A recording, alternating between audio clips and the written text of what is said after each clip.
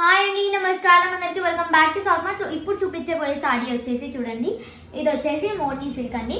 దీంట్లో మనకి జకాట్ బార్డర్ వచ్చేసింది, కాంట్రాస్ట్ జకాట్ బార్డర్. దీనిపైన మనకి మోరిని ప్రింట్ అనేది వచ్చేసింది. ఆల్ ఓవర్ సారీలో ఇలా మోరిని బూటీస్ అనేవి వచ్చేసి మోర్ బూటీస్. చాలా అంటే చాలా బాగుందండి సారీ.